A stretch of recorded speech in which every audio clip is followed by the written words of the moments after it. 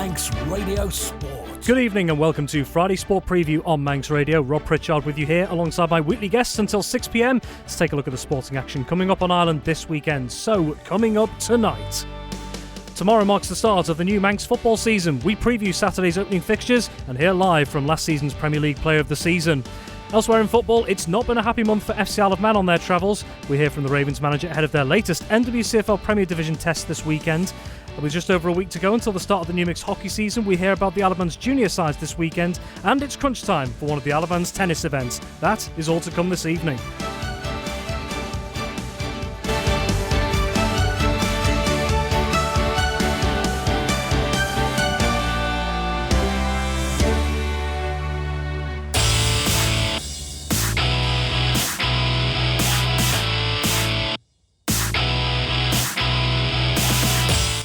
A very good evening to you. Welcome to Friday Sport Preview on Manx Radio on this glorious Isle of Man evening. Hard to think we have any of this, considering the weather we've had over the last couple of weeks. Taking a look through what is a busy schedule of sport across the Isle of Man and beyond over the next coming days and across the weekend. We're going to turn our attention to one of the big headlines going into the weekend. The new Isle of Man football season is upon us, and it is the opening day fixtures across all four men's divisions this coming weekend, and that means only one thing. He's had his time to himself. He's managed to have a little bit of a break, but he's back with us here in the studio. Good evening, Tony Mepham. Thank you for that, Rob, but what's happened to the weather? Where's the summer? We're both as white as when we finished in May, June. So See, I don't react to the sun well. That's my problem. I do. I've got the T-shirt tan. So I'm all right. Well, you've done better than me. You've done better than me. But yeah, so it feels like it comes around in a flash. We're back to the football season, 24-25, all to come. I mean, what's it been like, I suppose, not just from a correspondent point of view, but from an FA perspective over the summer? How quickly has the time gone? It's gone very, very quickly because we've had a complete change around in the office. Personnel have moved on, retired, and new members have come in. I'm delighted that the clubs have made the wise decision to kick off the season a week earlier because the rules state it's the first Saturday of September. We're not quite there, and it just allows us, Rob, and it's quite interesting when you speak to people who say, well, why didn't you put a second game on? If you actually look at the light now, you're 8:15, you're getting dark, and we've got another week to go. So it would be a real struggle if it was sort of a real rough night. So that's why we've only gone for 1 week. But yeah, we're all set to go. One or two sort of clubs struggling for two teams, but we are where we are, and hopefully they can build on that and get two teams in next season. Excellent. Well, let's dive right into the opening day fixtures because we have a busy show ahead of us. We'll start off with the 6 fixtures in the Canada Life Men's Premier League. So all games kicking off at 2:30pm with just a couple of exceptions. We'll come to those in a little bit. And we'll start with, at the top of the list here in the Premier League, this looks like quite an interesting tie on paper. Division 2 champions last season, Foxdale, up against Russian United in their opener. Yeah, it is, and I've got a smiling person next to me who's going to be playing in that game, so we'll ask him later on how he's going to get on with that. Well, it's amazing how when you're making the fixtures come together, because clubs ask for 3 weeks and it's all just numbers, and then when you put a number next to a club and then you see the fixtures unfold, there's some belters tomorrow afternoon, and Foxdale against Russian, they played each other last year in the Cup, and Russian only just won that one, but Foxdale pretty happy going into this sort of season, I'm pretty sure, and they'll be looking, I think, top 6, and possibly even if they could maybe try and challenge for a Railway Cup spot. But new players have come in. Gale next to me has signed for them, and what a big plus that is. Player of the year, and Russian United, Andrew Moody, delighted that he's got back in to the manager's seat. And tough old game, and I'm going to go for a draw on this one. I just think Foxdale got a good strong squad there. And we are going to be catching up with Lee in a few minutes' time as well about his move to Foxdale and what they hope for in the upcoming season. Let's take a look at a couple of the other fixtures. We'll fire through these in the Canada Life Men's Premier League. We've got Ayr United, the defending champions, at home to Laxey. St George's, they'll be hosting Ramsey, who had a strong season last time out. We have a Western derby, St John's United versus Peel. We have Union Mills versus St Mary's, and also an early kick-off in the Premier League at 1:30, Corinthians versus Moran. Tony, quickly, just take a look through those. Which ones stand out here? Yeah, Ayr United against Laxey last season. Those two teams were expected to really challenge for the league. It was Ayr who got it. I know Johnny Palmer's team's a little bit down on their quality tomorrow because a few players away, few players suspended. So I'm going to go for Ayr United, even though there are a couple of players missing. St George's against Ramsey. Ramsey being tipped by many to challenge for the top of the table, but St George's still got some seasoned pros in there, and they'll be looking to see if they can take the points away from Ramsey. St John's against Peel, Western Derby. It's all to play for. St John's pitch is in superb condition, so it'll make for a great game of football, but it'll be just interesting to see the changes that Peel make to cover the spaces that have been left. St John's, I think, are pretty well fully fit, apart from Sam Ingham. Corinthians against Moran. Corinthians, a very young team, against a Moran team who thought they were going to play Division 2, but here they are back in the Premier League. Always a close battle with these two teams, but I'm going to go for Corinthians just to win. And Union Mills against St Mary's. Frank Jones is down to play, I think, for St Mary's. He'll make a big difference for St Mary's camp, and I think it'll just be a little bit too strong for Ryan Kelly's Union Mills team.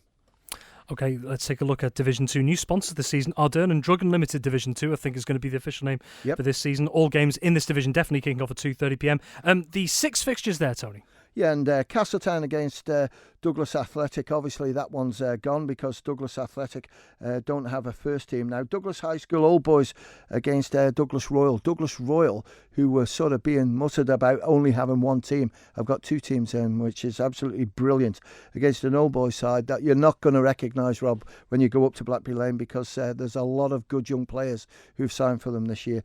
Maloo against Pulrose. Pulrose looking strong, got 2 teams in the league this year, but Maloo still got some good players in there, so I'm going to go for Maloo just to win that. Jims against Douglas and District. That's another one that you haven't been informed about, that Jims haven't got a first team, they've only got a combination team only, so that one goes. Braddon against Ramsey Youth Centre and Old Boys. I'm going to go for Braddon to win. I think certainly the players are still there for them to achieve in that one. And Michael United against Colby. 2 teams being tipped at the moment because I don't think any of us have a clue where Division 2 is going to go this season. Seems to have been the case over the last couple of seasons. Yeah, Michael United had a fantastic start last season, but Colby, again, have got some really good players in there. We'll see how the team sheets read tomorrow afternoon, but going to go for a draw in that. Very well. Let's take a look at the combination leagues quickly. We've got 6 fixtures in Canada Life Combination 1. 2 of those are slightly different kickoffs from the 2:30pms. Yeah, they are. The Moran Corinthians, still cricket season, so Moran's pitch is unfortunately not available. So this is going to kick off at 4 p.m. But I'm going to go for Corinthians just to win that one. But when you look at St Mary's against Union Mills, this is at the Bowl, 1:45 kick-off. St Mary's always got a strongish combination, so you'd expect them to win it. Russian United against Foxdale. From what I'm hearing, that Russian United might be a few players down on this team selection, so it could be a tough start for them like it was last year, but they came through in the end to finish second. But we'll go for Russian just to win it. And Laxey against Ayr United. Ayr United finished 4th last year. They'll be strong enough, I think, against Laxey. And Ramsey against St George's. Delighted that St George's have got a combination team out there, but Ramsey are the champions, and Ramsey to win. Okay, and last but certainly not least, in terms of the leagues tomorrow, we have 6 fixtures in Ardern and Drug Unlimited Combination 2. Yeah, that one's down to 5 as well, Rob. I'll correct that for you later on when we're off the programme, because Douglas Athletic against Castletown. I'm going to go for Castletown, just maybe to pip that one. Douglas Royal against Old Boys. We'll go with Douglas Royal, I think, going to get a beating here, and I don't mean that in a horrible way. I think it's purely they've struggled right the way through the end of this week to get a team together, so they're not going to sort of know each other to make an effort on Old Boys. Old Boys were strong last season. Pulrose against Maloo. Maloo have only got a first team this year, not a combination. Douglas and District against Jims. I'm going to go for D&D to win. Ramsey Youth Centre against Braddon. I'll go with Ramsey Youth Centre. And Colby against Michael. I'm just going to give that one to Michael, I think. Very well, thank you very much, Tony. Well, we've already alluded to the fact that we have another guest in the studio this evening. He was the 23-24 Isle of Man Men's Premier League Player of the Season and Golden Boot winner in the last campaign. Left, right and centre, he's been topping some of the standings. He joins us in the studio after a headline move during the summer and getting things underway tomorrow with his new club, Foxdale. Very good evening to Lee Gale. Cheers, Rob. So, Lee, obviously the move to Foxdale was a big headline thing right towards the end of last season as well. It came out the news quite quickly, but a few months have since passed. Pre-season preparations underway. Opening day of the season tomorrow. How has pre-season been for you? Yeah, it's been really good. Some of the lads, obviously, it's like a duck to water. Do you know what I mean? The young lads, you know, they really sort of impressed me, and I think they're going to get exposed to first team football, which, you know, I'm looking forward to seeing how they're going to deal with it. And obviously the older lads, they've been waiting for it for years, so be a good test tomorrow. Obviously Russian, I would fully expect them to be up there at the end of the season. I don't know what Russian team are going to be out. I've obviously been speaking to Moods today, getting as much info out of them as I can. But yeah, I mean, we've done really well pre-season. Some good results last week against Laxey, the week before against Youthy. I know the boys did well against Corinthians. So yeah, got to go into it full of confidence, really. And it's been a long time since Foxdale have played in the top flight. Last time was 1995, 96 as well, so we're pushing 30 years there. But Foxdale managing it last season. We've seen the last couple of seasons, they've had a strong start, but maybe fizzled away towards the end of the campaign. What do you think, from seeing some of the players around you, has been the difference, do you think, in getting them into the top flight this time? It's interesting that, because I think with anything, if you're going to win, you have to have momentum. And I think the thing that's always killed them is the pitch. So they'll start well, and then when the weather sets in and they have a delay of games, you lose all your momentum, you lose your run. So that's going to be interesting to see what happens this year. We trained last night. The pitch is a little bit wet as we speak. It's not massively bad, but when you're used to playing on Peel's pitch, obviously it's completely different. And I think in years gone by, they've done well. They've had that sort of moment where all the games get called off, and then they have a backlash at the end of the season where it can work one of two ways. Either you burn everybody out and people basically can't play Tuesday, Saturday, or you get into a real rhythm where you just go win, win, win. And I think that's kind of what happened at the end of the season. I went down and watched them against Donkin at Colby. I watched them up at Foxdale against Colby, and they just sort of got into that groove. I mean, Jay was unbelievable up front, Betty was unbelievable at the back, and everybody else just sort of chipped in around them really well. Solid performances all around, and yeah, they deserve to come up. And opening game this weekend up against the Russian United side that Foxdale did actually face during last season in cup competition. You were still playing for your former club Peel at that point as well. Gave Russian a good run for their money during the game, even though Russian eventually came out as winners there. So do you think Foxdale at the moment, as it stands, from the players that are in and around the likes of yourselves, what's the balance like, I guess, in terms of both energy and experience in there? Yeah, definitely. Everybody, this is what I say, everybody can play football, and I can see that down from like Conan and Cameron, the younger ones, up to the older ones. And obviously Jay's had experience with the Isle of Man team, with Corinthians, and, you know, Scotty's been at Peel, Stephen's been at Peel when he was younger. But everyone can play football. The big difference for them, and I've sort of made this clear in pre-season, is fitness. If you look at the teams back to when Geordie's dominated sort of 10, 12 years ago, the fittest team always wins. When Corinthians won, they were the fittest team. Air last year, obviously, you know, they were the fittest team with us. And if you can outrun your opponents, generally you will be there or thereabouts at the end of the season. And I think against Laxey at the weekend, albeit it was only a pre-season friendly, we started really well, but after 60 minutes, I could feel it and I could see it. We dropped off it massively. So it's just trying to get those levels to where they need to be to sort of stake a good claim this season. And it's a long old season, you've already mentioned, and Tony knows all about this in terms of the disruption that can happen with the weather, in terms of the schedules that elongate the season. But given it will be expected to be a long campaign again, as usual with all the competitions, I'm not going to ask you to completely nail your colours to the mast here, but from a Foxdale perspective, what do you think you would all consider as a successful season, both from a league and cup perspective? Obviously the main objective is to stay in the league. Obviously we want to play as good a football as we can. Enjoying it's the main thing. You've got to enjoy it, and I think if you enjoy it, the right things will happen. So yeah, obviously staying in the league is priority, and if we can have a good cup run, like they did last year in the FA Cup, they almost caused an upset and beat Russian. If we can start the season well, we might be knocking on the door of that top 6, top 4. You never know what happens with the fixtures, but end of the season, yeah, see what happens. Just very quickly, if you scored against Peel, would you celebrate? No, I won't. Obviously, like, you know, that was a cruel one. That was a cruel one. I'm not stupid. Like, I still want Peel to win the league. Do you know what I mean? Like, they're still my club as well. Do you know what I mean? And I hope that they win the league. There's got to be some big seasons from the players there. I mean, Woodsy, Reese, Thomas. I mean, there's players around them, but they're the senior players that have obviously got to step up and make it happen.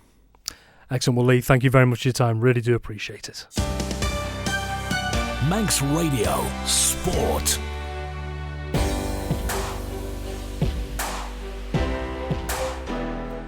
Well, FC Isle of Man's busy August on the road continues, and there's hopes the Manx side can finally begin to turn around their recent poor form this weekend.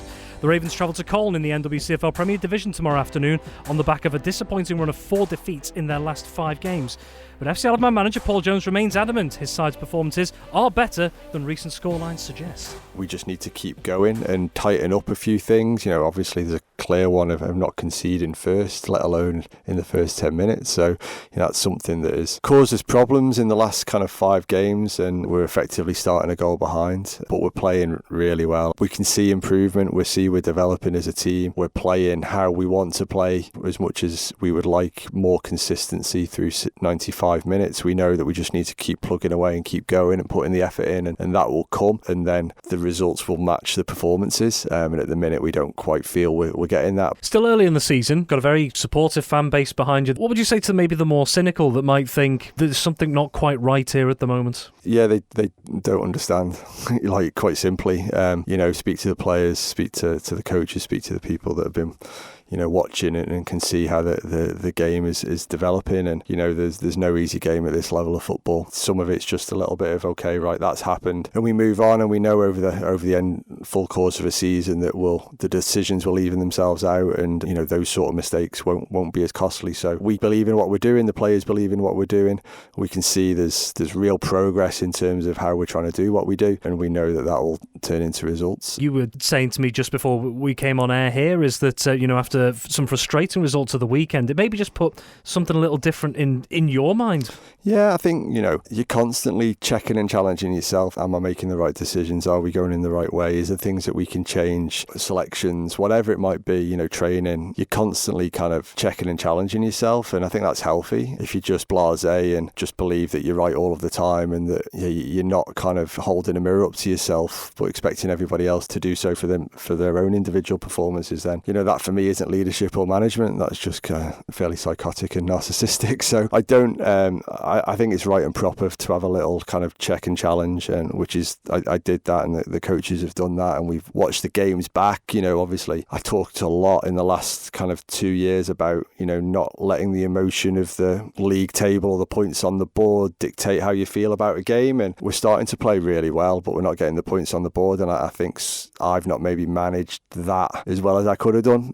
I've got a bit emotional at times, and I know I'm better for the players when I keep my emotions in check, and when I can be really consistent with how I am, and maybe that's the thing I've reflected on a little bit. But in terms of the direction of travel and what we're doing and how we're asking the players to play, like, we've seen it has worked and it will continue to work. We just haven't quite clicked yet this season in terms of our results, but some of our performances for 45 to 60 minutes of a game have been brilliant. Unfortunately, we're usually chasing a game by the time the performance levels really kick in, and it's just a case hopefully of being a lot more solid in the first 15 minutes and seeing the games out in the last 10 minutes, and things will change around. Turning our attentions to this weekend, Colne this time, with all the things that we've spoken about over the last couple of games and maybe a bit of the frustration that's been there, how are you looking to try and channel that again into something positive this time around? Yeah, I keep reiterating there is lots of positive, and the performances have been really positive on the whole, so it's keeping going in that direction, and managing the first 10 minutes and the last 10 minutes of the game better, in effect. If we can put those 3 things together, then we'll give ourselves a really good chance of coming away from Colne with some points. They've changed their manager since last season and undergone quite a change in terms of their squad, and they've brought more players in recently, and which has signalled a bit of a change in their results over the last couple of games. So yeah, it'll be a really tough game on a bit of a slopey pitch, and we'll need to be right at it to give a good account of ourselves and to make sure we come away with some points. Manx Radio Sport. Paul Jones ahead of his FC Isle of Man side's trip to Colne in the NWCFL Premier Division at the Hafner Stadium. 3pm kickoff tomorrow afternoon. Well, elsewhere, the Isle of Man's hockey clubs will be making their final preparations over the coming days for the new mixed season, getting underway next weekend on the 7th of September. But before then, an exciting set of challenges await for the Isle of Man's junior national sides in the UK. Here with the details is our hockey correspondent, Ben Cunningham. So our under 18 boys, under 18 girls, under 16 boys, under 16 girls, girls, under 14 boys, under 14 girls. They're all going away for some pre-season friendlies, which have been arranged off island, which will be great experience for them ahead of the campaigns this season. And looking at some of the opposition they'll be coming up against, we've got the likes of, just to name a couple for examples, so we've got Hillhead Hockey Club, Glasgow Academy, we've got North Wales Girls, we've got North Wales Boys, a couple of their teams as well. So there's a real mix of opposition that these players are going to be coming up against. Absolutely, and of course a pre-season friendly, you want a test to, get yourself ready for the season, so they're going to prove a good test for our island teams, and hopefully they'll all have good seasons like they did last season. Looking at these teams as well, the under 14, under 16 and under 18 squads, no doubt they will have their eyes on the likes of some of the England Hockey Championship competitions going into this season as well, so for them to start gelling as a unit before all that starts, that maybe might just get them a little bit ahead of the curve. Absolutely, and this is what the pre-season friendly is all about, for experimenting. Of course, the managers of each team will be experimenting people maybe in different positions, experimenting different formations. It's all a bit of trial and error. And just on a slightly different note as well, this week one of the Isle of Man's up and coming prospects really in hockey has been getting an incredible opportunity at the moment. Archie Cox has been selected to represent the England Red team at this year's UK Boys School Games at Loughborough University, taking place until Saturday. What does this say about Isle of Man hockey, that the likes of Manx players are getting the chance to play in England setups still? I look at it as we're no pushover. We're a small island, but we can't be pushed aside. We have produced some fantastic hockey players, and we are still producing loads more up and coming. And Archie Cox is a fantastic player. I've seen him numerous times when I've been out reporting live for Manx Radio, and I have to say, majority of the time, I do wish that I could have given him the man of the match player every time I was watching him, because he's just been absolutely outstanding, and he fully deserves this, and we can only wish him the best of luck. Well, let's turn our attention quickly to the mixed season that's going to be starting from next weekend, Saturday the 7th of September. In terms of fixtures, we'll take a look at those closer to the time, as we'll have a few more details to bring you. But in terms of the actual overall format for this year, so first off, and I suppose foremost, Ben, are we expecting any changes to the mixed league formats for this coming season? Not many changes this season. Of course, the mixed season's staying pretty much as it was last season. However, the Premier League and Division 3, they will split halfway through the season, and that's just basically to give the top teams more of a test in the second half of the season, and the lower teams in the leagues to fight off against each other. And we'll look at that in more detail on Friday Sport Preview next week, and not just the league formats as well, but the cup formats. We've long had this format, as it were, of the mixed cup competition, the mixed plate and the mixed bowl. What can we expect from those particular tournaments this mixed season? So they're staying exactly the same as they have done in previous seasons, so we're hoping to have all that ready to go by the 7th of September, so on the first weekend of the opening fixtures. And we will have the draw live on Manx Radio for the cup, plate and bowl. And on a slightly different note, it's not just the mixed season that will be taking place. We will have the indoor season coming up as well. Are there any details available around that at the moment? Yes, so the indoor season is going to be kicking off as well just after the first weekend of the mixed season. We'll bring more information for Friday Preview next week for that. But yeah, really looking forward to the indoor, and that will also coincide with the finals of the mixed cup, plate and bowl as well. Manx Radio Sport. Manx Radio's hockey correspondent Ben Cunningham there. And finally tonight, over the last week, one of the major events on the Isle of Man's tennis calendar has been taking place. And now going into the weekend, the crunch phase of the 2024 Isle of Man County Championships await as the finals across the senior and junior competitions take place at Albany and Douglas. Well, to find out how the competitions have been so far and what's to come, I spoke with Isle of Man Lawn Tennis Association Secretary Paul Jarvis. So the Championships is playing at two sites. The senior part of the Championships is playing at the Albany Tennis Centre, and the juniors is playing at the Douglas Tennis Centre. We started off with the seniors last weekend in the men's singles and ladies singles. That's progressed through, weather permitting, because we've had the same problems as with the Grand Prix, trying to get through the draws. So we're moving through that at a rate of knots. For the officials involved, how big a challenge has it been to get these championships going with the conditions that we've had? That has probably been one of our biggest challenges, because even though it's not the raining at certain times of the day. If your courts are damp, you can't actually put the matches on. We only have one indoor court on the island, so we've had to schedule quite a lot of the matches through the one indoor court we've had in order to keep up with the schedule. That's been quite inconvenient to some of the players, but everybody's sort of moved their lives around so that we can get these matches played. Who have maybe been some of the standout performers across the tournaments so far? Looking at on the men's side first, our top seed Sean Drury, number 2 seed the youngster Ori Farnworth, they're progressing through the draws. They're playing together as a doubles partnership. On the ladies side, again, we have Charlotte Clark and Sarah Long, top 2 ladies seeded players. They're progressing through the draws as well. Ladies doubles, a little bit more unpredictable, with the defending champions losing a match on the way through. Defending champions from last year losing to Kiri Ronan and Rosie Manuja in a round-robin match. So that's put the cat among the pigeons in terms of the ladies doubles draw. And for some of these players taking part, they'll have also recently taken part in these Summer County Cup events across the water as well. There was an 8-strong Isle of Man team in the women's tournament and a 7-strong team in the men's tournament. And from what you know so far, going into this, were there quite a lot of positives for some of these players going into this from those County Cup tournaments? Certainly the match practice they get from actually playing across in the terms of toughening them up, you can definitely see the difference between those people that have gone across and have been played and are what I would call match sharp, and they're coming back and bringing that form into the county championships on the senior side. Those that haven't been across quite so much, they probably are not quite as sharp as they could be. So the people playing for the teams have got a small advantage from that perspective. Yeah. Going in towards the weekend, very much the crunch time of the championships. What have we got coming up tonight, Friday, and also on Saturday? Friday, we've got the final part of the junior side of the championships, which you talked about. Their finals day, which is actually on the Sunday, rather than the senior finals day, which is on the Saturday. And there'll be a few doubles matches again on the Saturday, looking to set up the finals for the junior championship on the Sunday afternoon, where we also play the whole of the Red Bull tournament for the young under-8s, but there'll be finals for the U10s, the U12s, the U14, the U18 players as well. And if people want to come down and support the local game, maybe, particularly when the weekend comes around, and we hope that we get some nice weather for it as well, how can people find out more details if they'd like to come down and support the event? So you can look at the competition website, the competitions.lta.org.uk,